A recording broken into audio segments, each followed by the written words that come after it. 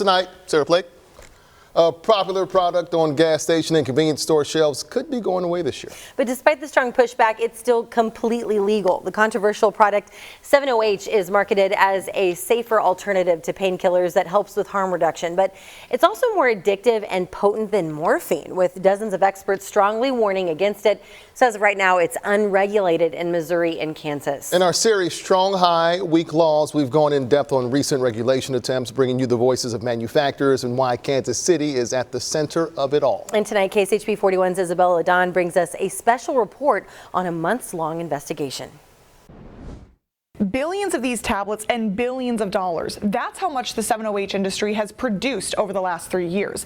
This doesn't look like what many would consider a dangerous drug, but that's why so many have come forward to speak up about it. So the kitchen will actually have an island once it's done, so that door's getting deleted. Dwayne Whitmore has lived in Kansas City his whole life and dealt with chronic hip pain for much of it. I can't get painkillers from the doctor because I don't want to. So I'm like, well, let me try this. 7-hydroxymitragynine, or 7-0-H. You can find it in gas stations and convenience stores all over the metro and the country. It costs anywhere from $10 to $60 and is sold without any restrictions or regulations. It feels good.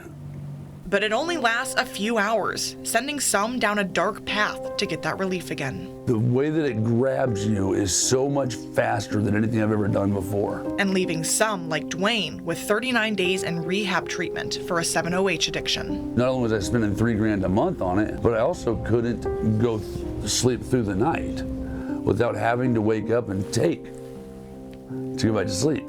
Because I would start withdrawing in 2 hours. Full-blown withdrawals. And that's when I knew that I was no longer in control. Dwayne saw our series Strong High, Weak Laws and reached out to me while he was getting help for his addiction. We're amplifying his voice on how he got addicted to 7-0-H, federal agencies sounding the alarm, the lawmakers who are working to ban the substance on both sides of the state line, and the creator of 7-0-H.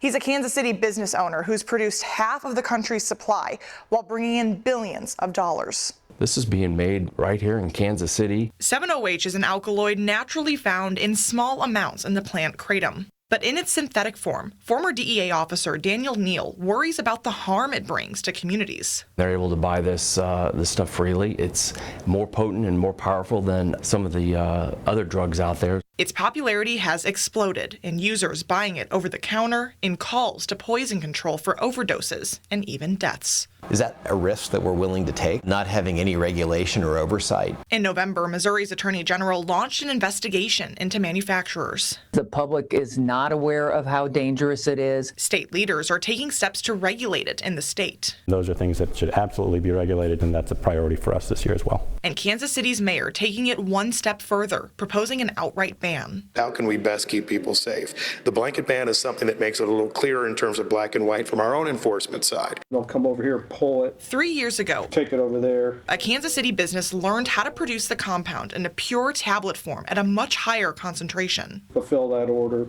and ship it. Despite the numerous warnings from health officials, state leaders, and addiction prevention advocates, creator Vince Sanders stands by his product's safety. We did an addiction study with the Beagles and we didn't see anything. So 7-0-H hasn't had any human trials for regulations or anything like that? That is correct. Yeah, I mean the human trials have been people choosing to use it. The FDA is taking steps to schedule synthetic 7-0-H as a Schedule 1 substance after sending Sanders a warning letter to stop sales. I'm going to fight it to the bitter end. That's how much I believe in it. In the midst of several lawsuits against American Shaman, the FDA seized more than 70,000 synthetic products from the KC warehouses. If the hope is that it slows it down, it does just the opposite. American Shaman doesn't just sell 7-0-H at its storefronts. It creates products for more than half of the country's sellers. You are making money off people's tragedies, and it needs to stop. As profits soar, so do the number of people seeking addiction help. Healing House KC has seen dozens misusing 7-0-H. For something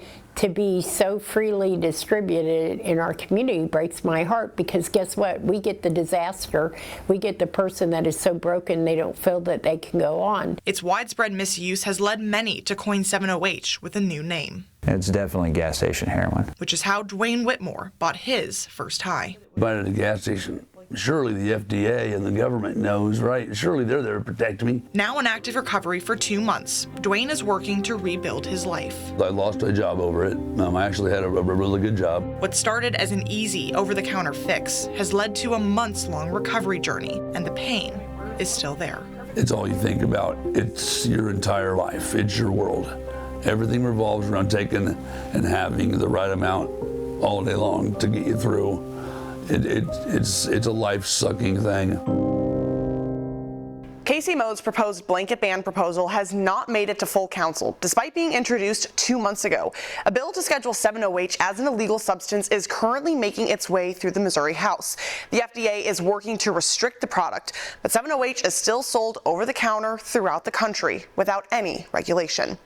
Isabella Ladon, KSHB 41 News.